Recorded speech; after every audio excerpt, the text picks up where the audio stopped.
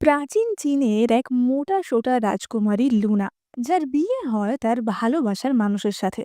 কিন্তু অ্যাডিসন একই সাথে লুনার বোনকেও বিয়ে করে। সে কি আদেও লুনাকে ভালোবাসতো? কি হবে এই মোটা রাজকুমারীর ভবিষ্যৎ, সেই নিয়ে আজকের ভীষণ মজার আর ভীষণ ইন্টারেস্টিং একটা চাইনিজ ড্রামা এক্সপ্লেন করব। তাহলে চলো শুরু করা যাক। আর শুরু করার আগে তোমরা কিন্তু সাবস্ক্রাইব করতে একদম ভুলো না।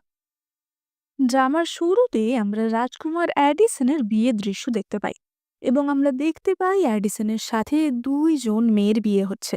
একজন মোটা সোটা মেয়ে লুনা, অপরজন সুন্দরী তন্নি কেলি। আমরা এটাও জানতে পারি যে লুনা এবং কেলি একে অপরের বোন হয়, অর্থাৎ নিজের বোন নয়। লুনার বাবার উপপত্নীর মেয়ে হচ্ছে কেলি।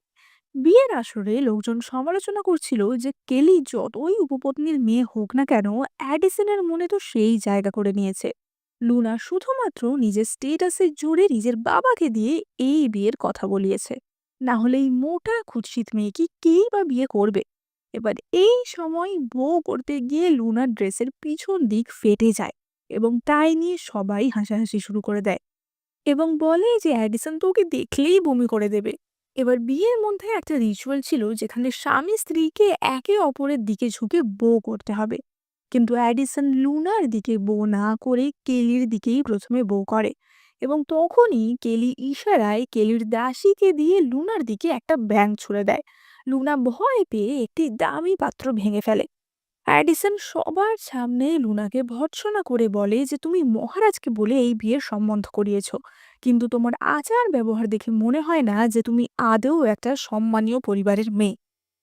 লুনা বলে যে আমি ইচ্ছা করে করিনি। অ্যাডিসন বলে যে তোমার এই মোটা চেহারা নিয়ে তোমার উচিত দেখে শুনে চলাফেরা করা, এবং সে কেলির সাথে চলে যায়। রাতের বেলা লুনা নিজের চেহারার জন্য কাঁদছিল, এবং তখনই তার মনে পড়ে যে কিভাবে অ্যাডিসনের সাথে তার পরিচয় হয়েছিল। সে অ্যাডিসনকে একটি বিষক্রিয়ার হাত থেকে বাঁচিয়েছিল, কিন্তু তখন বিষক্রিয়ার কারণে অ্যাডিসনের চোখে কিছু ইনফেকশন হয়েছিল, তাই জন্য তার চোখে পট্টি বাঁধা ছিল। সে লুনাকে দেখতে পায়নি। লুনা তার প্রাণ বাঁচিয়েছিল বলে অ্যাডিসন লুনাকে বিয়ে করবে বলে কথা দেয়। লুনা তাকে বলেছিল যে আমি দেখতে ভালো না, আমি মোটা। কিন্তু অ্যাডিসন তখন তাকে বলেছিল যে একটা মেয়ের সৌন্দর্য তার চেহারায় না, তার মনে। তুমি দেখতে যেমনই হও না কেন, আমি তোমাকে ভালোবাসবো। এবং সে লুনাকে একটি স্মারক দিয়েছিল, যেটা দেখে সে পরে চিনতে পারবে যে এই মেয়েটি তার সাহায্য করেছিল। কিন্তু সেই প্রমিসটা অবভিয়াসলি অ্যাডিসন রাখেনি। সে বিয়ে করেছে ঠিকই, কিন্তু সে লুনাকে কোনোই সম্মান দেয় না। এবার অন্যদিকে আমরা অ্যাডিসন এবং কেলিকে দেখতে পাই তাদের ফুল সজ্জায়। সেখানে অ্যাডিসন কেলিকে বলে যে কেলি, তুমি আমাকে বিষক্রিয়ার হাত থেকে বাঁচিয়েছিলে, তুমি এখন আমার সন্তানেরও মা হতে চলেছ। তোমাকে উপপত্নী বানানো আমার কখনোই উচিত না। এখানে আমরা কেলির হাতে সেই স্মারকটা দেখতে পাই যেটা অ্যাডিসন লুনাকে দিয়েছিল। অর্থাৎ আমরা বুঝতে পারি যে কেলি এখানে কিছু চালাকি করেছে। এটা আমরা ডিটেলসে আরো পরে জানতে পারবো। কেলি এখানে ঢং করে ইনোসেন্ট সেজে বলে যে আমার ভাগ্যই এর জন্য দায়ী। আমি নিজেও উপপত্নীর মেয়ে ছিলাম, তাই আমাকেও উপপত্নী হতে হলো। জানি না আমার যে সন্তান আসতে চলেছে তার ভাগ্যে কি আছে। অ্যাডিসন বলে যে তুমি চিন্তা করো না, আমাদের সন্তান জন্মানোর আগেই আমি তোমাকে আমার প্রধান পত্নীর স্থান দেব। লুনা মরুক কি বাঁচুক তাতে আমার কিচ্ছু আসে যায় না। অন্যদিকে আমরা দেখতে পাই তখনই লুনার ঘরে একটি লোক প্রবেশ করে, এবং সে লুনাকে ফিজিক্যালি অ্যাসল্ট করার চেষ্টা করে। কিন্তু এটা আসলে কেলিরই একটা শয়তানি প্ল্যান ছিল। অ্যাডিসন এই খবর পেয়ে লুনার ঘরে আসতেই লোকটি বলে যে রাজকুমারী লুনাই আমাকে এইসব করার জন্য জোর করেছে, আমি ভয় পেয়ে এইসব করেছি। লুনা অ্যাডিসনকে বলে যে আমি কিছুই করিনি, ও আমাকে এখানে অ্যাসল্ট করতে এসেছিল। কেলি তখন বলে ওঠে যে দিদি, আমি শুনেছিলাম যে বাবার বাড়িতে থাকতেই তুমি নাকি অন্য ছেলেদের দিয়ে এইসব করাতে, তাহলে কি সেটাই সত্যি? লুনা বলে ওঠে যে না, কখনোই না। এবং সে না না বলতে বলতে কেলির দিকে এগিয়ে যায়, এবং লুনার সাথে ধাক্কা লেগে কেলি প্রায় পড়েই যাচ্ছিল, কিন্তু অ্যাডিসন তাকে ধরে নেয়। অ্যাডিসন রাগ করে বলে যে তুমি জানো না যে ও প্রেগনেন্ট, তোমারই তো বোন, তারপরেও তুমি এত হিংসুটে নিষ্ঠুর কি করে হতে পারো? লুনা বারবার বলতে থাকে যে আমি ওকে ইচ্ছা করে ফেলিনি, তুমি আমার কথায় বিশ্বাস করো। কিন্তু অ্যাডিসন লুনার গলা টিপে ধরে এবং বলে যে তোমার বাবার সাথে মহারাজের সম্পর্কের জন্যই তোমাকে আমি বিয়ে করতে বাধ্য হয়েছি, কিন্তু আমি তোমাকে সহ্য করতে পারছি না। তোমার সাথে কখনোই আমার স্বামী-স্ত্রীর মতো সম্পর্ক হবে না। একে তো এত কুৎসিত দেখতে, তার মধ্যে তোমার মনও এত কুৎসিত। এক্ষুনি আমার প্রাসাদ থেকে দূর হয়ে যাও। লুনা বলে যে আজই আমাদের বিয়ের দিন। আজকে অন্তত আমার সাথে এমন করো না। তুমি আমার কথা বিশ্বাস কেন করছো না? আমি কি মরে গেলে আমার কথা বিশ্বাস করবে?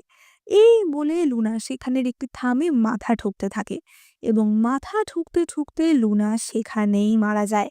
এবার আমরা ২০২৫ সালে ফিরে আসি এবং ফিট অ্যান্ড স্লিম লুনাকে দেখতে পাই, যে কিনা এতক্ষণ এই গল্পটাই একটা অডিও স্টোরির আকারে শুনছিল, যেমন কিনা এখন তোমরা শুনছো।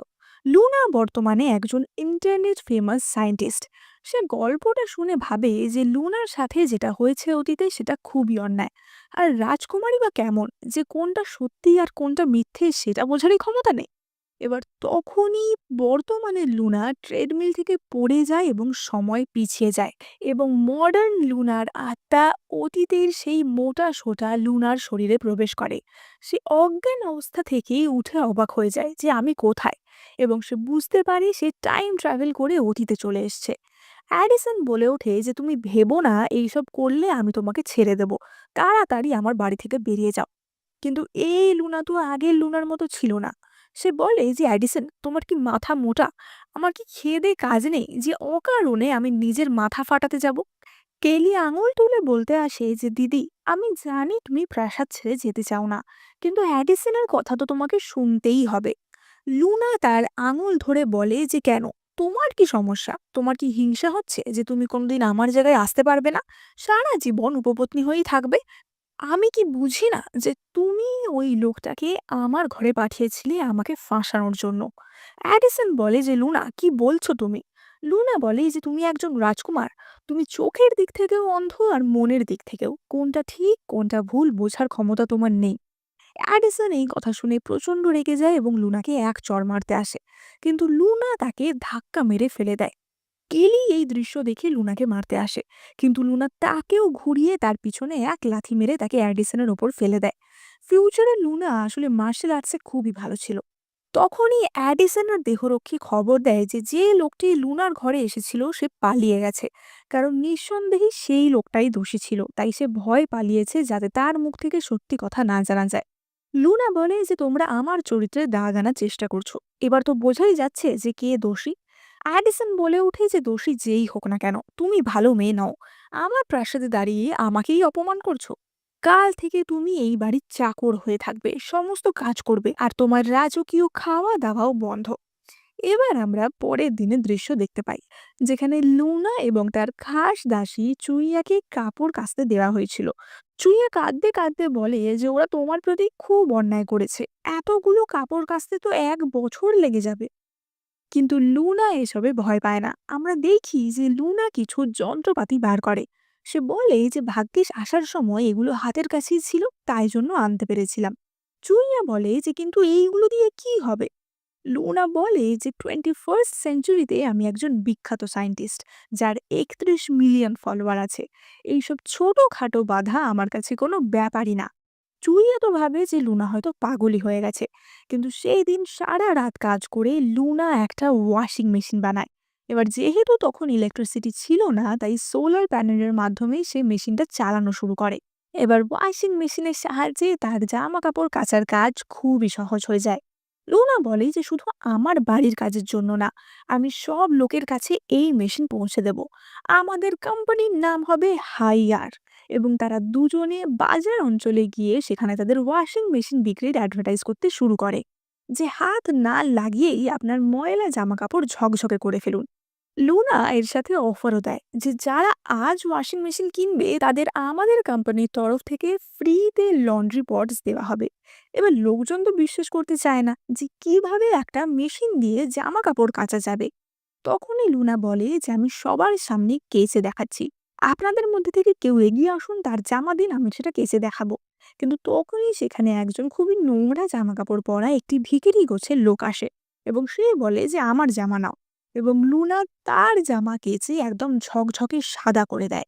সবাই সেটা দেখে প্রচন্ড ইমপ্রেসড হয়, কিন্তু লোকজনেরা বলে যে একটা মেশিনের জন্য ২০টা মুদ্রা একটু বেশি দামি হয়ে যাচ্ছে।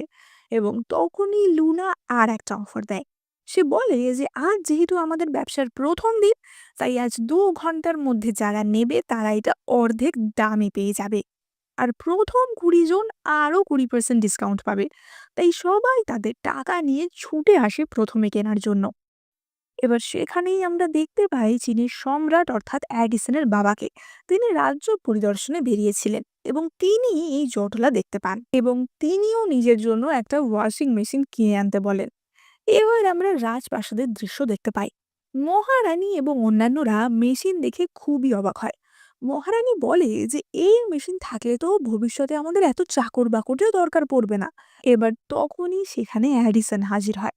মহারাজ বলেন যে 2 মাস পরে তোমার মায়ের জন্মদিন, সেই দিন অবশ্যই তোমার 2 স্ত্রীকে নিয়ে রাজমহলে এসো। মহারানী বলে যে হ্যাঁ, অবশ্যই লুনাকে নিয়ে এসো, আমি ওর সাথে দেখা করার জন্য খুবই আগ্রহী। ও এত সুন্দর একটা মেশিন বানিয়েছে, খুবই প্রশংসনীয় ব্যাপার। এবার অ্যাডিসন বাড়ি ফিরেই লুনার কাছে আসে, কিন্তু লুনা ঝাড়ু মেরে তাকে এবং কেলিকে তাড়িয়ে দেয়। অ্যাডিসন বলে যে লুনা, তুমি কিন্তু বেশি বাড়াবাড়ি করছো। লুনা বলে যে ঠিক বলেছ, ঝাড়ুটা বাড়াবাড়ি। আমার কাছে এর থেকেও ভালো ভালো অস্ত্র আছে, চুইয়া এক্ষুনি নিয়ে এসো। চুইয়া তখনই এক বালতি গোবর ধোয়া জল তাদের ওপর ছিটিয়ে দেয়, যেটা কিনা লুনার সেই শয়তান দাসীর গায়ে পড়ে। অ্যাডিসন আবারও রেগে গিয়ে লুনাকে চড় মারতে আসে, কিন্তু লুনা তার হাত ধরে নেয় এবং বলে যে অ্যাডিসন, বিয়ের দিন তুমি আমাকে মিথ্যা অপমান করেছো, তার জন্য আমাকে এত খাটাচ্ছ, ঠিকমতো খেতেও দাও না, তুমি কি চাও যে আমি মারা যাই? অ্যাডিসন বলে যে তোমার মতো এত অসভ্য বেয়াদব মেয়ে আমি আগে দেখিনি, তোমার মতো মেয়ে আমার বউ, সেটা আমার দুর্ভাগ্য। লুনা বলে যে ঠিক আছে, তাহলে রাজমহলে চলো, আমরা এবার ডিভোর্স নিয়ে নিই। কিন্তু তখনই অ্যাডিসনের মনে পড়ে যে মহারানী বলেছিল 2 মাস পর জন্মদিনে লুনাকে আনতে। তাই সে বলে যে 2 মাস পরে আমার মায়ের জন্মদিন, সেখানে আমাদের নিমন্ত্রণ, তুমি সেই দিন গিয়ে তোমার এইসব ভুল কাজের জন্য প্রায়শ্চিত্ত করবে, তাহলে আমি আজকের জন্য তোমাকে ক্ষমা করে দেব। লুনা বলে যে আমি যাব না। অ্যাডিসন বলে যে এত বাড়াবাড়ি ভালো না, নিজের মুখটা একবার আয়নায় দেখেছো? লুনা তাকে বলে যে তোমার তো শুধুই মুখটাই আছে, মস্তিষ্কের ভেতর কিছুই নেই। কেই তখন এসে অ্যাডিসনকে বলে যে রাজকুমার, আমার বোন অনুষ্ঠানে যেতে চায় না, কারণ আমার বোন ভয় পাচ্ছে যে আগের দিনের মতো ওর চেহারার জন্য ওকে নিয়ে সবাই মজা করবে। অ্যাডিসন বলে যে ঠিকই বলেছ, 2 মাস পর অনুষ্ঠানে তুমি আমার সাথে যাবে। যতই তুমি আমার উপপত্নী হও না কেন, রূপে গুণে তুমি ওর চেয়ে 100 গুণ ভালো। কিন্তু তারপরেই রাজমহল থেকে বার্তা আসে যে অনুষ্ঠানে সবাইকেই নিয়ে যেতে হবে। ফলে তারা লুনাকে নিয়ে যেতে বাধ্য হয়। কেলি লুনাকে বলে যে তুমি যতই সাজগোজ করো না কেন, আমার সামনে তুমি কিন্তু কিছুই না। লুনা বলে যে আমি মোটা তো কি হয়েছে, মোটা বলেই তোকে ধাক্কা মেরে ফেলে দিতে পারি। এবং সেই কেলিকে ধাক্কা মেরে তার উপর বসে পড়ে। এবার এই সব বডি শেমিং এ লুনা খুবই রেগে গেছিল। চুইয়া তাকে বলে যে আপনি রাগ করবেন না, আপনি মোটা নন, আপনি তো গোলু মলু। কিন্তু লুনা ঠিক করে এইসব আর সহ্য করা যাবে না। সে ওজন কমিয়েই ছাড়বে এবং অনুষ্ঠানে সবাইকে চমকে দেবে। চুইয়া বলে যে কিন্তু 2 মাসে কি আর এত ওজন কমানো সম্ভব? তার চেয়ে ভালো আপনি খাওয়া দাওয়াতেই মন দিন। কিন্তু লুনা তা শোনে না। সে রেগুলার এক্সারসাইজ করতে থাকে, খাওয়া কন্ট্রোল করে এবং রোগা হওয়ার জন্য গ্রিন টিও খায়। এবার আমরা 2 মাস পরে দৃশ্য দেখতে পাই। আমরা লুনাকে দেখতে পাই যাকে তার নতুন অবতারে একদম চেনাই যাচ্ছিল না। ওদিকে কেলিও খুব সুন্দর ড্রেস পরে সেজেছিল। এবার অ্যাডিসন আর কেলি রাজমহলে যাওয়ার জন্য ঘোড়ার গাড়ির সামনে অপেক্ষা করছিল। লুনা তখনও সেখানে আসেনি। কেলি বলে যে আমার বোন যা মোটা, ওকে কি ঘোড়ার গাড়ি টানতে পারবে? চলুন আমরাই আগে চলে যাই। এবং তারা লুনাকে ছেড়েই রাজমহলে চলে যায়। রাজমহলে গেলে মহারাজ অ্যাডিসনকে জিজ্ঞাসা করে যে তোমার সাথে শুধু একজন কেন, লুনা কোথায়? অ্যাডিসন বলে যে লুনা রাস্তায় আসছে। এবার অনুষ্ঠানের লোকজনেরা বলে ওঠে যে ও যে গাড়িতে আসবে সেই গাড়িটাই না ভেঙে যায়। মহারানী একটু অসন্তুষ্ট হন যে তার অনুষ্ঠানে লুনা কেন সময় মতো আসবে না। আশেপাশের লোকজনেরা বলে ওঠে যে কেলি উপপত্নী হলেও ওর স্বভাব তো অনেক ভালো। একজন বলে যে হ্যাঁ, শুনেছি বাড়িতেও নাকি কেলির কদরই বেশি। এবং তখনই সেখানে প্রবেশ করে রাজকুমারী লুনা। সবাই তাকে দেখে অবাক হয়ে যায় যে এটা কি সত্যিই রাজকুমারী লুনা? এবার লুনা একটা মাস্ক পরে এসেছিল। লুনা এসেই প্রথমে মহারানীর কাছে দেরি করে আসার জন্য ক্ষমা চায়, কিন্তু কেলি তখনই ঝাঁপিয়ে পড়ে এবং বলে যে তুমি তো লুনা নও। মহারাজ মহারানীর সামনে তোমার এত সাহস হলো কি করে অন্যের ভেগ ধরে আসার? কিন্তু অ্যাডিসনের মনে হয় যে এই চোখগুলো তো সত্যিই খুব চেনা লাগছে। মহারাজ বলে, তুমি যেই হও না কেন তোমার মুখের এই মুখোশ সরাও। এবং লুনা তার মাস্ক সরাতেই সবাই অবাক হয়ে যায়। লুনা বলে যে মহারাজ, যুবরাজ তো আসলে 2 মাস নিজের উপপত্নীর কাছেই ছিল, আমার সাথে দেখাই করেননি, তাই জন্যই আমাকে চিনতে পারছেন না।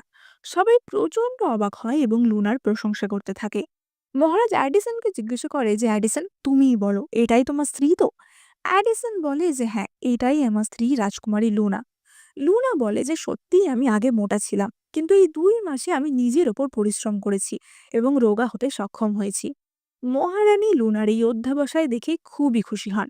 এবার এখানে আমরা তৃতীয় যুবরাজ এডওয়ার্ডকেও দেখতে পাই। সে তার মায়ের জন্মদিনে খুবই রেয়ার প্রবাল দিয়ে তৈরি গয়না এনেছিল, যেটা দেখে রানী খুব খুশি হন। ওদিকে অ্যাডিসনও উপহার স্বরূপ বিরল সাদা পদ্ম এনেছিল, যা রূপ যৌবন ধরে রাখতে সাহায্য করে। কিন্তু লুনা যখনই সেটা মহারানীকে দিতে যাচ্ছিল, কেলি তাকে ল্যাং মেরে ফেলে দেয় এবং নিজেই পদ্মটি নিয়ে গিয়ে মহারানীকে দেয়। কেলি বলে যে মহারানী, আমার দিদিকে ক্ষমা করবেন, ও মোটা থেকে রোগা হয়েছে ঠিকই, কিন্তু কাজকর্মে অতটাও চটপটে হতে পারেনি।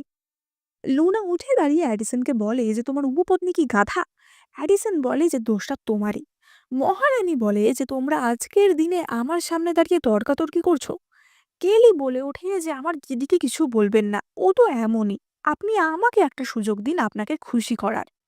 মহারাজ বলে ওঠে যে কেলি উপপত্নী হলেও কেলি কিন্তু বেশ বুদ্ধিমান।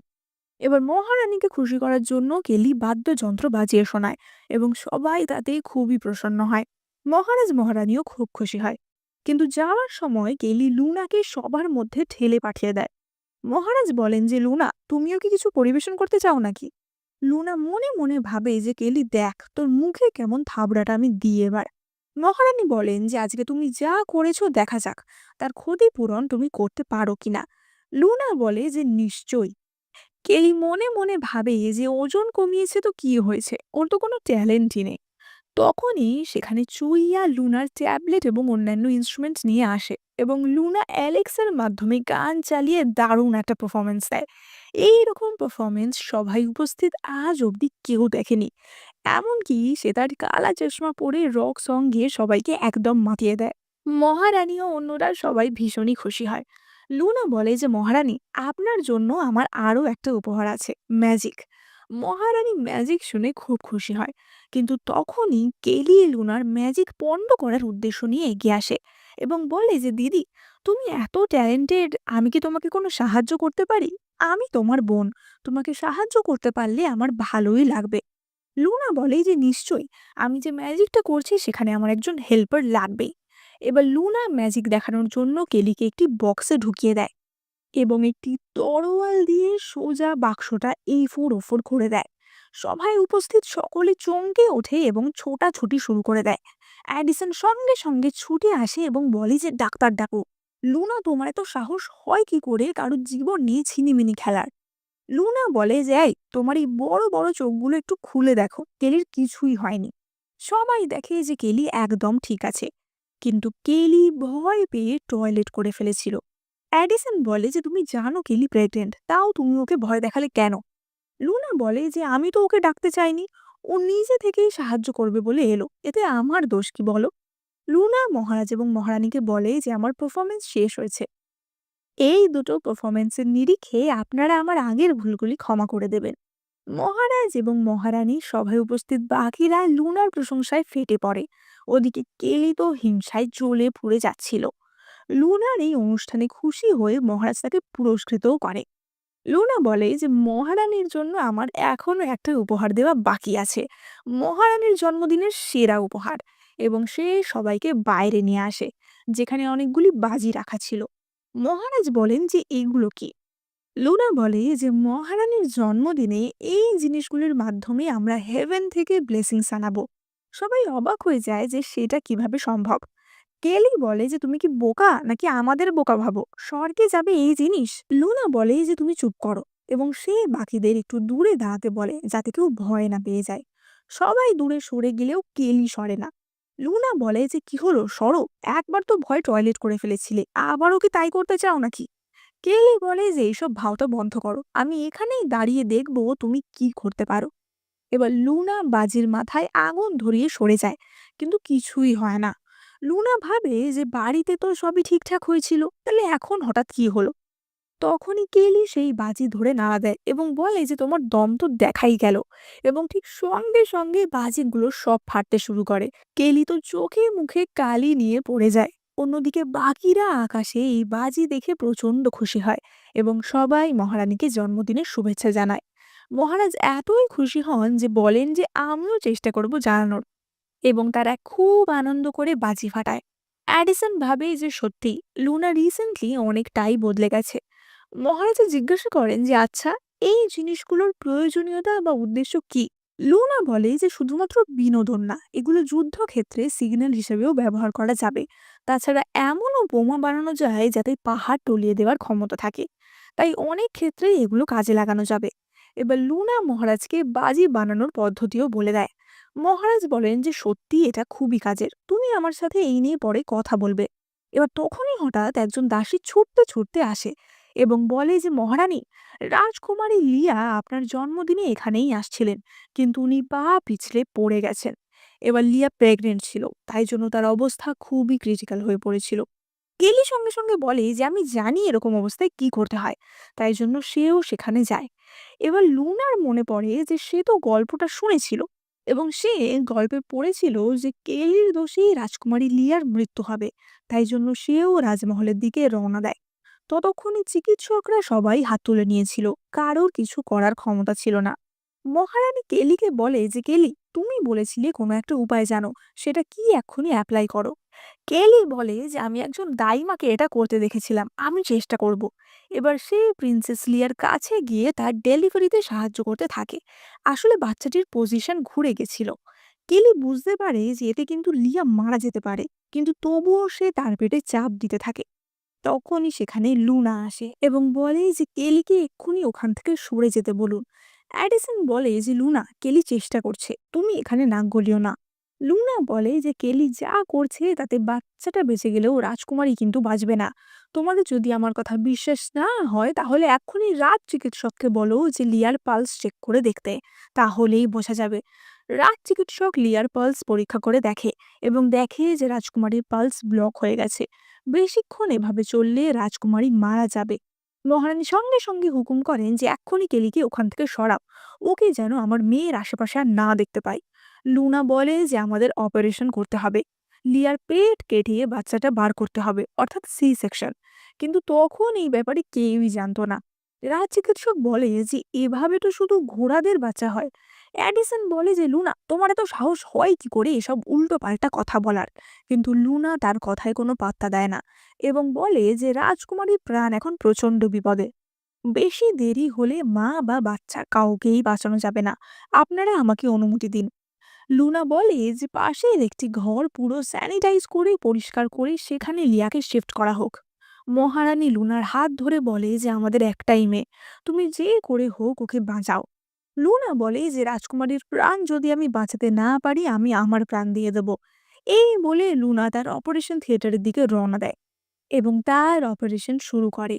লুনা সি সেকশন করে এবং অনেক চেষ্টার পর বাচ্চাটির ডেলিভারি করতে সক্ষম হয় এবং লিয়া একটি সুস্থ স্বাভাবিক পুত্র সন্তানের জন্ম দেয়। মহারানী লুনাকে জিজ্ঞাসা করে যে লিয়া এখন কেমন আছে। কেলি তখনই বলে ওঠে যে দিদি, তুমি তোর পেট কেটে এত বড় ফুটো করে ফেলেছো, ও কি আর বেঁচে থাকবে। লুনা বলে যে যেটা জানো না সেটা নিয়ে কথা বলো না। লিয়ার বিপদ এখনো কাটেনি ঠিকই, কিন্তু ও বেঁচে আছে আর ওর এখন বিশ্রাম প্রয়োজন। কেইলের জন্যই লিয়ার অবস্থা এতটা ক্রিটিক্যাল হয়ে গেছিল। কেইলি যদি এমনটা না করতো তাহলে আরো সহজেই লিয়ার বাচ্চা ডেলিভারি করা যেত। মহারানী কেলিকে সারা রাত নীল ডাউন হয়ে থাকার শাস্তি দেন। অ্যাডিসন বলে যে কেলির ওপর এতটাও কঠোর হবেন না, কেলি প্রেগনেন্ট, ও ইচ্ছা করে কিছু করেনি। মহারানী বলে যে তুমি একটা গাধা। কেলি একটা অত্যন্ত শয়তান মেয়ে, ও একাধিকবার লুনাকে ফ্রেম করার চেষ্টা করেছে, এমনকি আমার মেয়েটাকে মেরে ফেলারও চেষ্টা করেছে। উপপত্নী হয়ে ও লুনার জায়গাটা নেওয়ার চেষ্টা করেছে। তোমার স্ত্রী সারাদিন এরকম একটা দিন কাটালো, তারপরেও তোমার নজর তোমার উপপত্নীর দিকে। যুবরাজ হিসাবে তুমি অন্ধ, তোমার কোনোই বিচার বুদ্ধি নেই। মহারাজ বলে যে রাজকুমারী লুনা সুন্দরী এবং গুণী, মনের দিক থেকেও এত ভালো। তুমি যদি ওকে এখন অগ্রাহ্য করো, ভবিষ্যতে তুমিই পস্তাবে। মহারানী বলেন যে এই ফালতু উপপত্নীকে এক্ষুনি মহল থেকে দূর করে দাও। এবার আমরা রাতের বেলা দৃশ্য দেখতে পাই। কেলি রানীর কথা মতো নীল ডাউন হয়ে শাস্তি পালন করছিল, এবং তখনই সেখানে তৃতীয় যুবরাজ এডওয়ার্ড আসে এবং কেলির মুখ চেপে ধরে তাকে সাইডে নিয়ে আসে।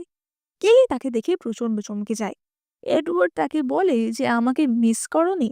আমি তো তোমাকে আর আমাদের হবু সন্তানকে প্রচন্ড মিস করেছি।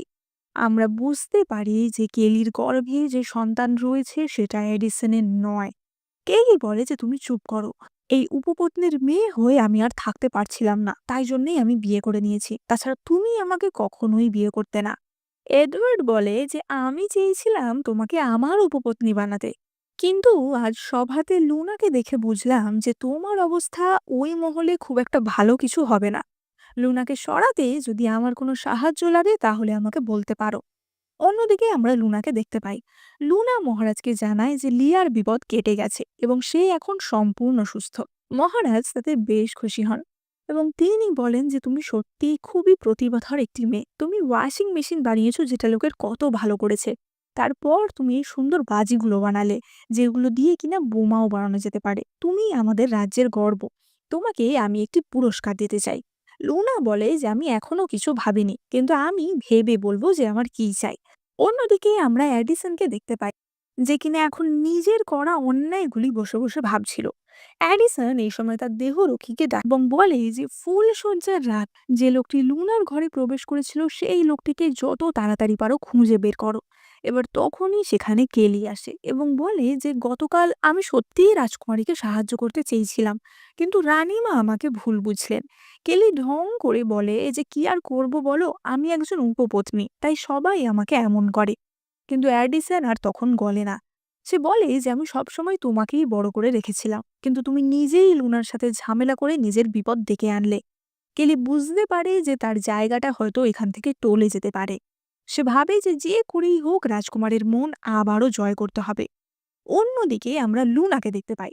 সে তখন পেনিসিলিন থেকে ওষুধ বানানোর চেষ্টা করছিল এবং তখনই সেখানে রাজকুমার আসে। রাজকুমারী লিয়ার তরফ থেকে কিছু উপহার পাঠানো হয়েছিল, সেটা দিতেই রাজকুমার এসেছিল। তখনই হঠাৎ কেলির দাসী সেখানে আসে এবং খবর দেয় যে কেলিকে সাপে কামড়েছে। অ্যাডিসন তাড়াতাড়ি কেলির ঘরের দিকে ছুটে যায়।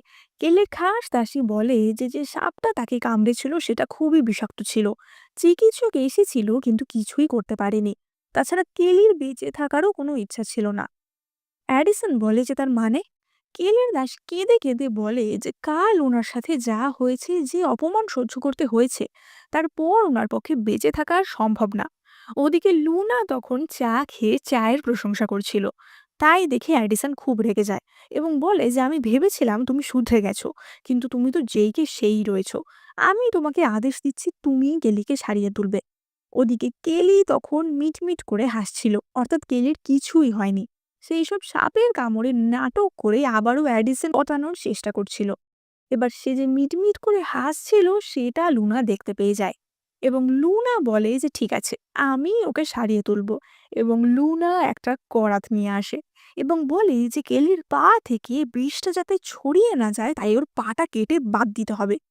ওদিকে কেলি বদমাস চোখ পিটপিট করে দেখে যে লুনা এত বড় একটা করাত নিয়ে এসেছে। অ্যাডিসন বলে যে কিন্তু পা কেটে দিলেও হাঁটাচলা করবে কি করে? লুনা একটা নকল পা অ্যাডিসনের দিকে ছুঁড়ে মারে এবং বলে যে কেন নকল পায়ের সাহায্যে? এবার তুমি তাড়াতাড়ি বলো যে অপারেশন করব নাকি ওকে মরতে দেবো। অ্যাডিসন দোনো মনো করে বলে যে ঠিক আছে ঠিক আছে, অপারেশন করো। কিন্তু লুনা কেলির পায়ের কাছে করাত নিয়ে যেতেই কেলি লাফিয়ে উঠে পড়ে। আবারও ডং করতে শুরু করে দেয়। লুনা বলে যে বাহ, আমার বোন অ্যাক্টিং এ কি ভালো, এবারে তো অস্কারটা ওই পাবে। কেলি বলে যে তুমি এসব কি বলছো দিদি? লুনা বলে যে এই মাত্র তুমি একেবারে মরেই যাচ্ছিলে, আর এক মুহূর্তে ঠিক হয়ে গেলে। এটা কি সাপের কামড় নাকি তুমি নিজেই নিজেকে কামড়েছিলে? কেলি কেঁদে কেঁদে বলে যে তুমি কি আমাকে মৃত দেখতে চাও? তাহলে বলো, আমি কালই মরে যাব। অ্যাডিসন তাকে ধাক্কা মেরে সরিয়ে দেয় এবং বলে যে তোমরা দুজন একটু থামতে পারছো না? কিন্তু সেই ধাক্কায় কেলি আঘাত পায় এবং তার ব্লিডিং হয়। যেহেতু সে প্রেগনেন্ট ছিল তাই সঙ্গে সঙ্গে ডাক্তার ডাকা হয়। ডাক্তার বলে যে বাচ্চার কোনো ক্ষতি হয়নি, কিন্তু কেলি খুবই দুর্বল, তাই ভবিষ্যতে যাতে এমন আর না হয় সেটার উপর নজর দিতে হবে। অ্যাডিসন কেলিকে বলে যে আমি তোমাকে কথা দিচ্ছি আমি তোমার যত্ন করব, কোনো ক্ষতি হতে দেব না। কেলির দাসী বলে ওঠে যে রাজকুমার, কিন্তু লুনা যতদিন এই বাড়িতে আছে কেলি কি করে ভালো থাকবে? প্রত্যেক দিন ওর সাথে কেলির অশান্তি হয়। অ্যাডিসন বলে যে লুনা, তুমি কিছুদিন প্রাসাদের বাইরে গ্রামে গিয়ে থাকবে। লুনা বলে যে আমার কোনো সমস্যা নেই, ঠিক আছে। অ্যাডিসন একটু অবাকই হয় যে লুনা কোনো প্রতিবাদই করলো না। কেলি তো মনে মনে এটাই চেয়েছিল। এবার লুনা যাওয়ার সময় কেলি তার কাছে আসে এবং বলে যে দিদি, এইবার তুমি যাচ্ছ যেন আর ফিরে না আসো। লুনা বলে যে তাই নাকি? তা তোমার পেটে যে পাপের বীজটা রয়েছে সেটা আর কতদিন লুকোতে তুমি পারবে সেটাই আমি দেখব। লুনা অর্থাৎ মডার্ন লুনা তো গল্পটা পুরোটাই জানতো, তাই জন্য সে এইসব রহস্যগুলোও জেনে গেছিল। লুনা ভাবে যে ভগবান আমাকে আরেকটা সুযোগ দিয়েছে, আমি নিজের জায়গা ঠিক করেই নেব। এবার এখানে আমরা অতীতের ঘটনা দেখতে পাই যে কি হয়েছিল। লুনা এবং তার বাবা একটি গ্রামে বন্যা কবলিতদের সাহায্য করতে গেছিল। এবার সেখানেই অ্যাডিসনও এসেছিল এবং শত্রুপক্ষের কিছু লোক অ্যাডিসনকে বিষক্রিয়ার মাধ্যমে মারার চেষ্টা করে, কিন্তু লুনাই তাকে বাঁচিয়েছিল। তখন অ্যাডিসনের চোখে পট্টি বাঁধা ছিল, তাই সে লুনার মুখ দেখতে পারেনি। সেই রাতেই তাদের দুজনের মধ্যে শারীরিক সম্পর্কও হয়েছিল। এবার অ্যাডিসন লুনাকে কথা দিয়েছিল যে তুমি যেই হও না কেন আমি তোমাকে বিয়ে করব, এবং সে লুনাকে একটি স্মারকও দিয়েছিল যাতে পরে প্রমাণ হয় যে কে লুনা। এবার লুনা বাড়ি ফিরে আসার পর কেলি তার কাছে জানতে চায় যে কি কি হয়েছে, এবং লুনা তাকে সবটা বলে এবং সেই স্মারকটিও দেখায়। তখন কেলি এডওয়ার্ডের সাথে সম্পর্কে ছিল, কিন্তু এডওয়ার্ড কেলির সাথে শারীরিক সম্পর্ক করে তাকে ছেড়ে চলে যায়। কেলি প্রেগনেন্ট হয়ে পড়ে, তাই জন্য সে লুনাকে দেওয়া সেই স্মারকটি চুরি করে এবং অ্যাডিসন এলে সেটা দেখিয়ে নিজেকেই সে বলে পরিচয় দেয়। অন্যদিকে আমরা অ্যাডিসনকে দেখতে পাই যে তার দেহ রক্ষীকে বলে লুনার ওপর নজর রাখতে, কারণ বাইরে তার কোনো বিপদ হতে পারে। তার দেহরক্ষী তাকে জিজ্ঞাসা করে যে তাহলে আপনি ওনাকে দূরে পাঠালেন কেন? অ্যাডিসন বলে যে কেলি প্রেগনেন্ট, ওরা দুজনে সবসময় ঝগড়া করে। যতই হোক কেলির প্রতি আমার একটা দায়িত্ব আছে, ও তো আমার প্রাণ বাঁচিয়েছিল। অন্যদিকে আমরা দেখতে পাই যে লুনা এবং চুইয়া গ্রামের বাড়িতে পৌঁছে যায়। পৌঁছেই তো চুইয়ার পেট খিদেই ডেকে ওঠে। লুনা বলে যে তুমি যাও ঘরদোর পরিষ্কার করো, আমি দেখছি কি ব্যবস্থা করা যায়। ওদিকে গ্রামের নিকটবর্তী জঙ্গলে আমরা জেনারেল ডিক্কুকে দেখতে পাই, যার ওপর কিছু হুন শত্রু আক্রমণ করার চেষ্টা করছিল। ওই একই জায়গায় লুনা কিছু শিকার করার জন্য ফাঁদ পেতে বসেছিল এবং সেই ফাঁদে পা লেগে জেনারেল ডিঙ্গু পড়ে যাচ্ছিল। তখনই লুনা সেখানে যায়। ডিঙ্গু লুনাকে দেখেই তার তলোয়ার উঁচিয়ে ধরে, কিন্তু সেটা লুনাকে মারার জন্য না, তার পিছনে থাকা হুন পক্ষের লোকটিকে মারার জন্য। এখানে লুনা আর ডিঙ্গুর মধ্যে একটা রোমান্টিক মোমেন্ট সৃষ্টি হয়। লুনা ভাবে যে কি হ্যান্ডসাম ছেলেটা, কিন্তু তখনই ডিঙ্গু পড়ে যায়, কারণ সে এতক্ষণ লড়াই করতে করতে অনেক আঘাত পেয়েছিল। লুনা তাকে ধরে জঙ্গলের বাইরে নিয়ে যাচ্ছিল। তখনই অপর এক হুন সৈন্য সেখানে আসে এবং বলে যে আজ আমি তোকে মেরেই ফেলবো, তুই আমাদের অনেককে মেরেছিস। কিন্তু ডিঙ্গুর আর লড়াই করার ক্ষমতা ছিল না। লুনা বলে যে ঠিক আছে আমিই দেখছি, এবং সে ডিঙ্গুর তলোয়ার নিয়ে ছুটে যায়, কিন্তু তাহার তলোয়ার এতই ভারী ছিল যে লুনা কিছুই করতে পারে না। হুন সৈন্যটি বলে যে তোমার মতো সুন্দরী মেয়েকে মেরে ফেলা ঠিক হবে না, এবং সে লুনাকে ধরতে চায়। কিন্তু তখনই লুনা তার চোখে পেপার স্প্রে দিয়ে তাকে অন্ধ করে দেয় এবং তাকে লাথি মেরে ফেলে দেয়, এবং সে ডিঙ্গুকে সেখান থেকে নিয়ে আসে। সে দেখে যে ডিঙ্গুর ক্ষততে ইনফেকশন হয়ে গেছে এবং সেই ইনফেকশন থেকে প্রচন্ড জ্বর এসেছে। লুনা কিছুদিন আগেই পেনিসিলিন থেকে যে ওষুধ তৈরি করেছিল সেই ওষুধ দিয়ে সে ডিঙ্গুকে সারিয়ে তোলে। ডিঙ্গু ভাবে যে মেয়েটা কি কোনো ডাক্তার, এরকম ওষুধের কথা তো আগে কখনো শুনিনি। এবার তখনই ডিঙ্গুর দলের এক সৈন্য তার কাছে হাজির হয় এবং বলে যে জেনারেল আমাকে ক্ষমা করুন, আমি আপনাকে প্রোটেক্ট করতে পারিনি। ডেঙ্গু তাকে উঠতে বলে এবং বলে যে হুনরা খুবই তাড়াতাড়ি চীনে আক্রমণ করতে চলেছে। সৈন্যটি বলে যে যে হুন আক্রমণকারীকে ধরা হয়েছিল তাকে কিছু জিজ্ঞাসাবাদ করার আগেই সে আত্মহত্যা করেছে। ডিঙ্গু বলে যে উত্তর দিকের বর্ডার পাহারা যথেষ্ট ভালোভাবেই ছিল, তাহলে এই লোকগুলি ঢুকলো কি করে? কিছু একটা গন্ডগোল আছে। ডিঙ্গুর সঙ্গীটি বলে যে তাহলে চলুন আমরা মহলে ফিরে যাই। কিন্তু ডিঙ্গু বলে যে না, কোনো তাড়া নেই। আমি যতদিন না পুরোপুরি ঠিক হচ্ছি আমি এখানেই থাকবো। সঙ্গীটি ভাবে যে বাবা, জেনারেল এতবার ছুরির আঘাত খেয়ে 10 কিলোমিটার ছুটে হুনদের তাড়া করতে পারে, আর এখন হঠাৎ কি হলো? আসলে ডিঙ্গু লুনার সাথে একটু বেশি সময় কাটাতে চাইছিল। অন্যদিকে আমরা কেলিকে দেখতে পাই, যে চিন্তায় পড়ে গেছিল যে লুনা কি করে তার বাচ্চার আসল পরিচয় জেনে গেল। এটা তো কাউকে জানতে দেওয়া যাবে না। তাই জন্য সে একটি চিঠি লিখে গোপনে এডওয়ার্ডের কাছে পাঠায়। সে আসলে লুনাকে মারার প্ল্যান করছিল। অন্যদিকে লুনা তখন পিস্তল বানানোর চেষ্টা করছিল। সে বলে যে কিছুদিন আগেই হুনরা হামলা করেছে, তাদের সাথে লড়াই করার জন্য কিছু কিছু অস্ত্র বানিয়ে রাখা ভালো। তখনই সেখানে ডিঙ্গু লুনার জন্য খরগোশ শিকার করে নিয়ে আসে, এবং সেই খরগোশ দিয়ে লুনা খুব টেস্টি একটা ডিশ বানায়। কিন্তু এই সব দৃশ্য অ্যাডিসনের দেহরক্ষী দেখতে পায়, এবং সে অ্যাডিসনকে গিয়ে খবর দেয়। অ্যাডিসন এই কথা শুনে প্রচন্ড রেগে যায় এবং বলে যে মজা আমি ওদের দেখাচ্ছি। ওইদিকে লুনার রান্না খেয়ে তো সবাই খুব প্রশংসা করছিল। ডিঙ্গু বলে যে আমি সত্যিই তোমার মতো মেয়ে আগে দেখিনি। লুনা বলে যে কি করেই বা দেখবে, আমি তো 21st সেঞ্চুরি থেকে এসেছি। ডিঙ্গু বলে যে মানে?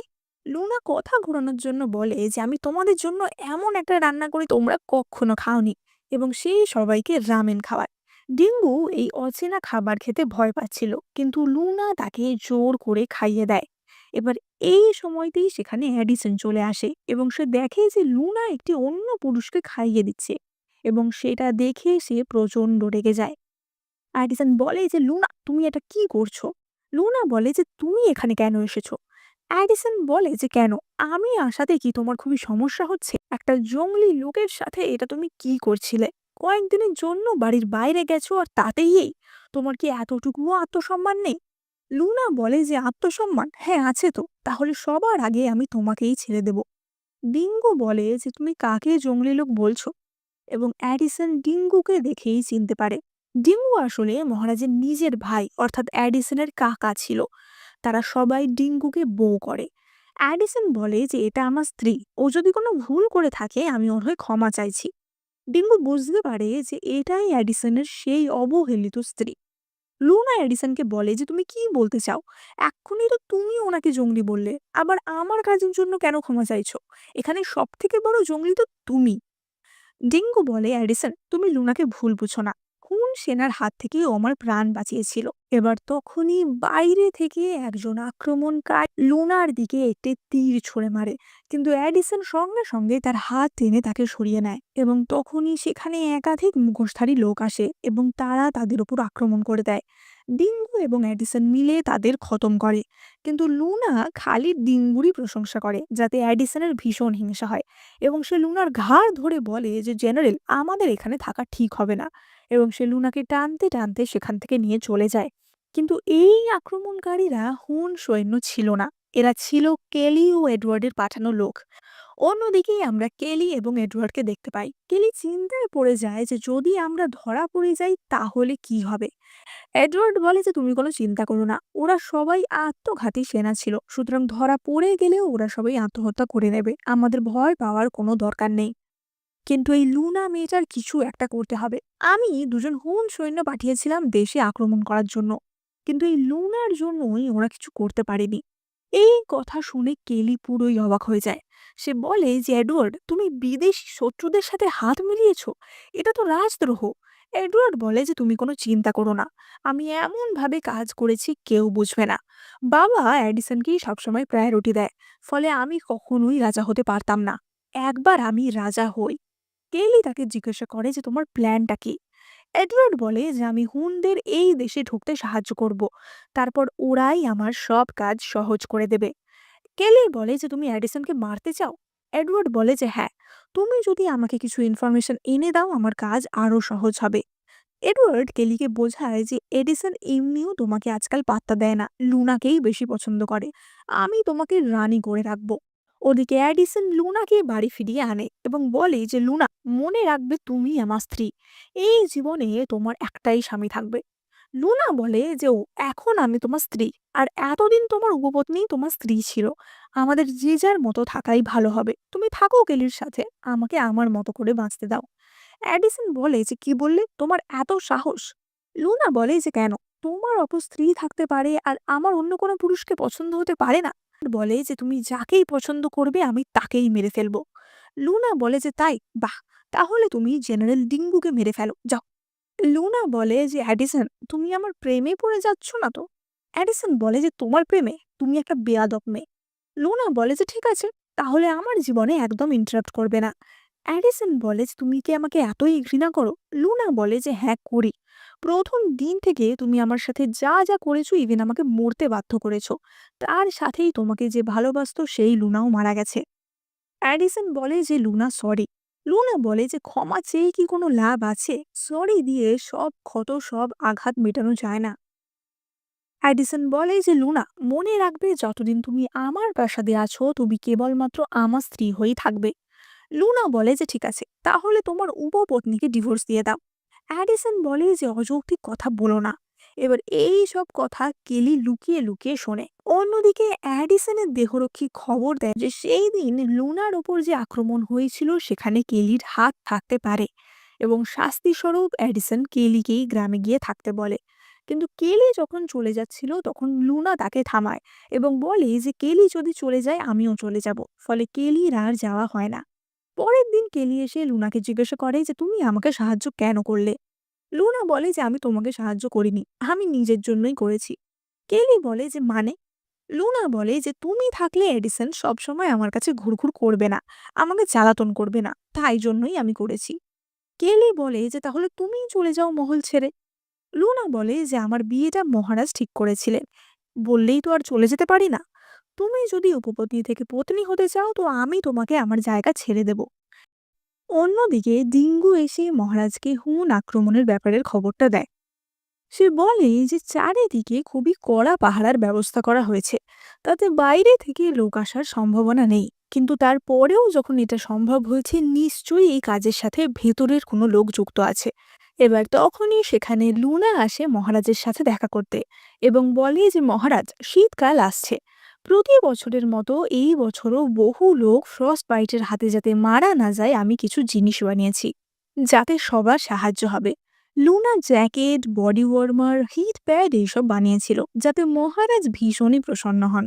ডিঙ্গু বলে যে এই হিট প্যাডগুলি যদি আমরা আরও প্রডিউস করতে পারি এবং উত্তর সীমান্তের সেনাদের পাঠাতে পারি তাহলে খুব ভালো হয়।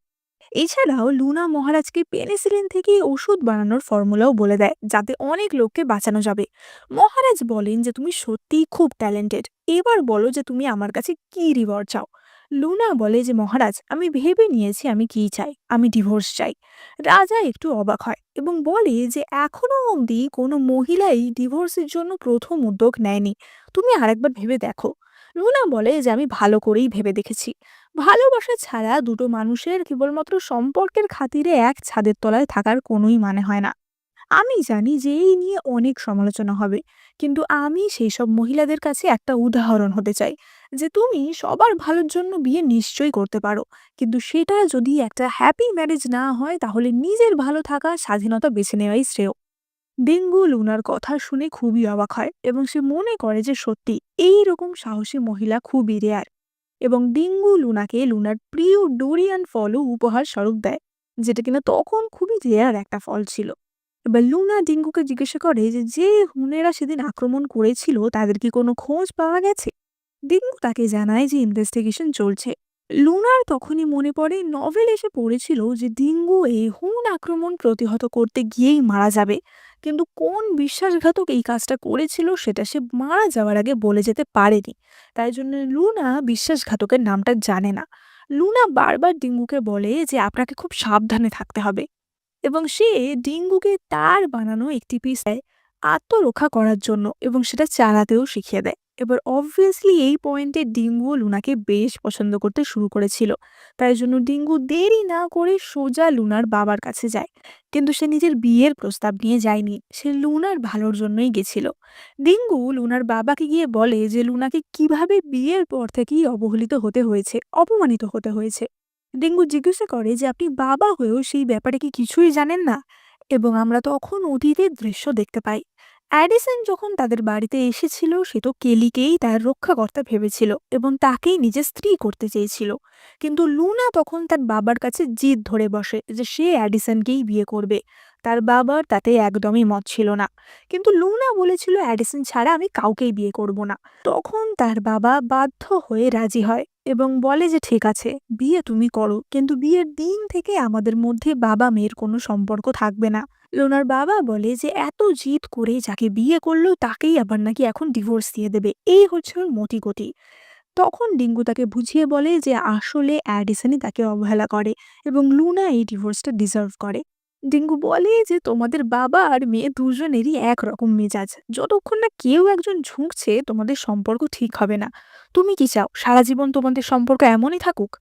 লুনার বাবা ব্যাপারটা রিয়েলাইজ করতে পারে এবং বলে যে ঠিক আছে, আমি সবকিছু মেনে নেব, ও আমার মেয়ে, ওর জন্য আমার বাড়ির দরজা সর্বদা খোলা থাকবে।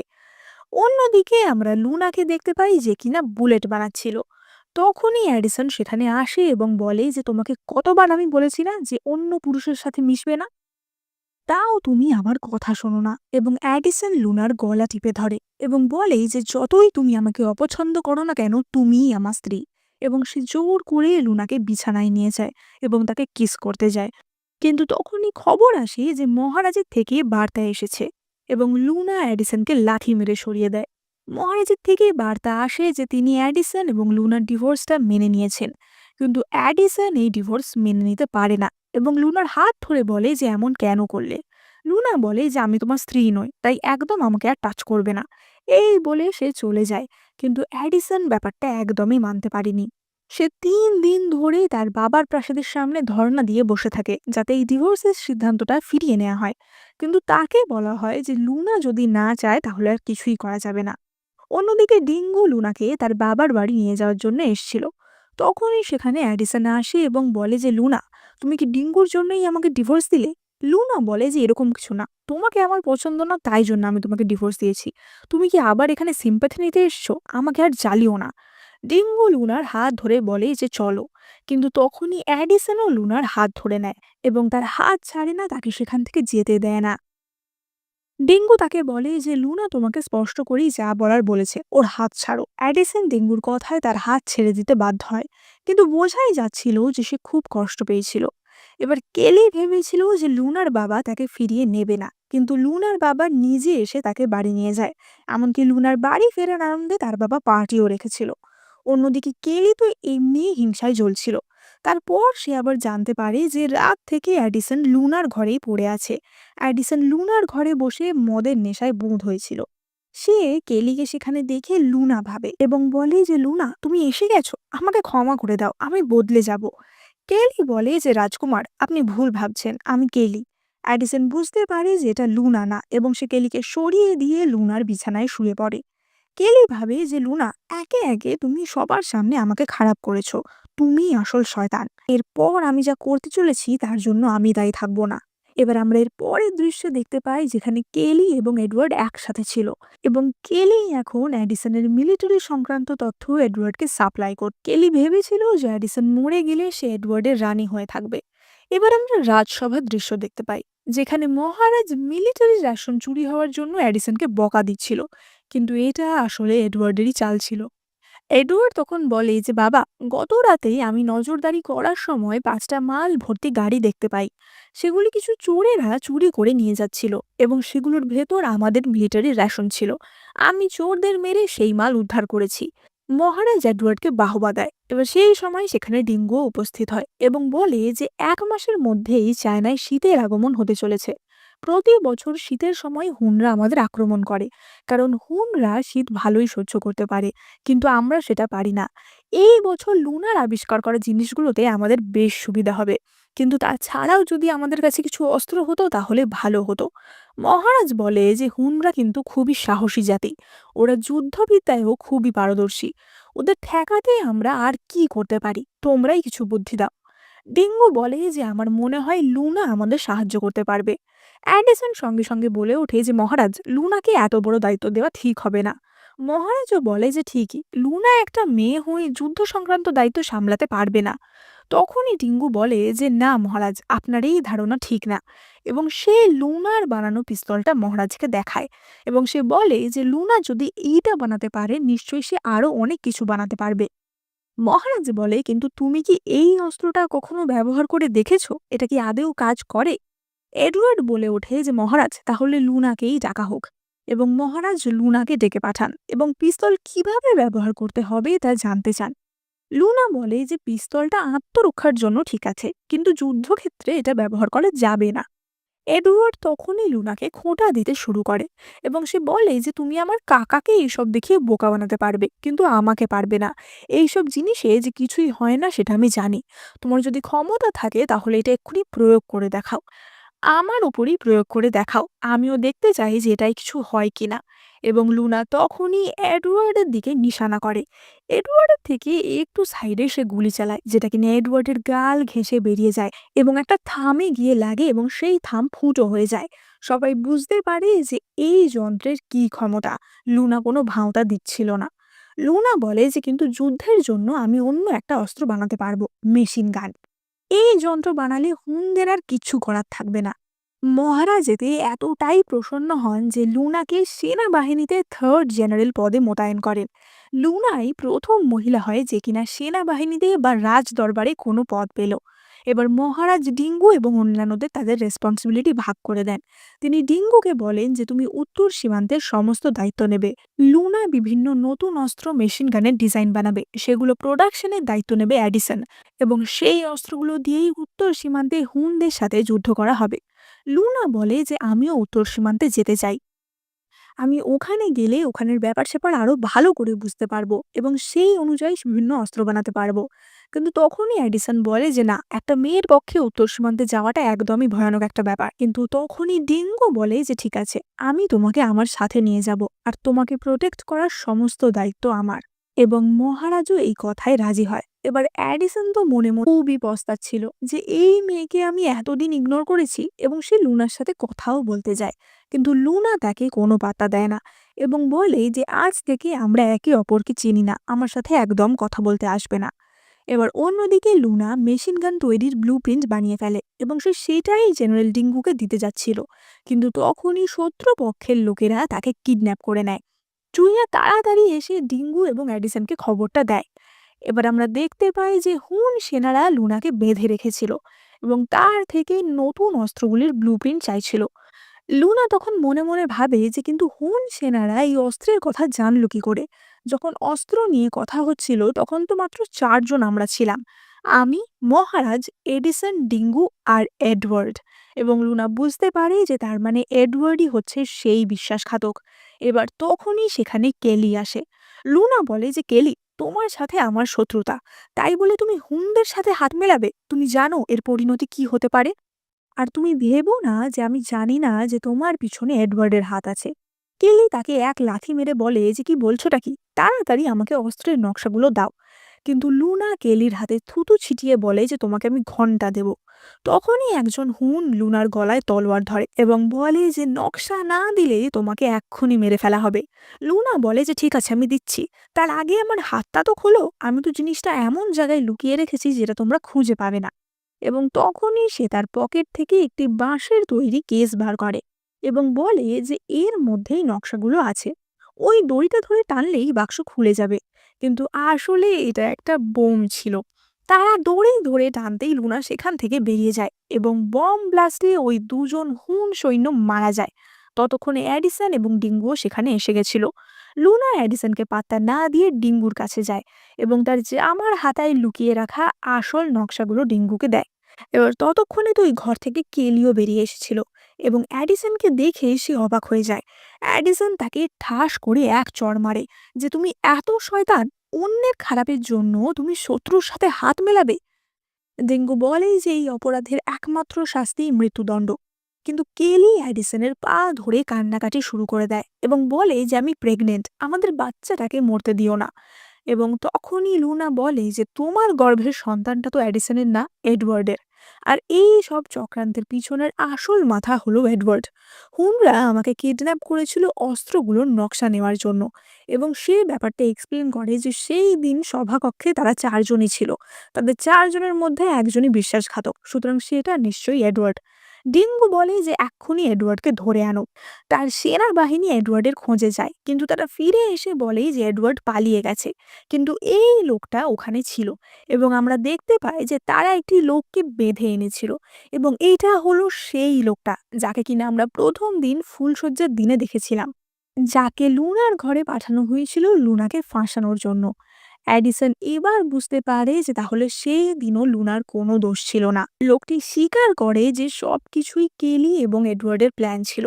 অ্যাডিসন তখনই তলোয়ার দিয়ে কেলিকে মারতে যায়, কিন্তু কেলি তখনই বলে ওঠে যে আমি একদিন তোমার প্রাণ বাঁচিয়েছিলাম, তুমি আমাকে কথা দিয়েছিলে আমাকে রক্ষা করবে, আর আজ তুমি আমাকে মারতে চাইছো। কিন্তু তখনই সেখানে লুনার বাবা আসে এবং অ্যাডিসনকে সব সত্যি কথা খুলে বলে। লুনার বাবা বলে যে বন্যা কবলিত এলাকায় আমার লুনা গেছিল, কেলি যায়নি। তাহলে তোমাকে কেলি কি করে বাঁচাবে? কেলি তোমাকে এতদিন মিথ্যা কথা বলেছে। লুনা বলে যে আমিও কিন্তু তোমাকে অনেক বলার চেষ্টা করেছিলাম, তোমার তো আমি মরি কি বাঁচি তাতেই কিছু আসে যেত না। কেলি এবার তার বাবার পা ধরে বলে যে বাবা আমাকে বাঁচাও, কিন্তু তার বাবা বলে যে বাবা হয়েও আমি তোমাকে বাঁচাতে পারবো না। তুমি তোমার বোনের সাথেই শুধু শত্রুতা করনি, তুমি দেশের সাথে শত্রুতা করেছো, এর শাস্তি তোমাকে পেতেই হবে। এবং ডিঙ্গু কেলিকে জেলে ভরার আদেশ দেয়। এবার আমরা অ্যাডিসনকে দেখতে পাই, যে কিনা মদ খেয়ে বুঁদ হয়েছিল। তার দেহ রক্ষে তাকে বলে যে আপনি এমন ভেঙে পড়ছেন কেন, আপনি একটু চেষ্টা করুন লুনাকে মানানোর, ওর পছন্দের জিনিস, ওর পছন্দের ফুল বা ওর পছন্দের খাবার দিয়ে যা লুনার রাগ ভেঙে যায়। অ্যাডিসন বলে যে কিন্তু আমি তো জানিই না যে ওর পছন্দের জিনিস কি, আসলে আমি তো কখনো ওকে বোঝারই চেষ্টা করিনি, জানারই চেষ্টা করিনি। এই বলে অ্যাডিসন কাঁদতে লাগে। কিন্তু পরের দিন অ্যাডিসন লুনার জন্য ফুলের তোড়া নিয়ে আসে, কিন্তু লুনা তাও তাকে কোনো পাত্তা দিতে রাজি ছিল না।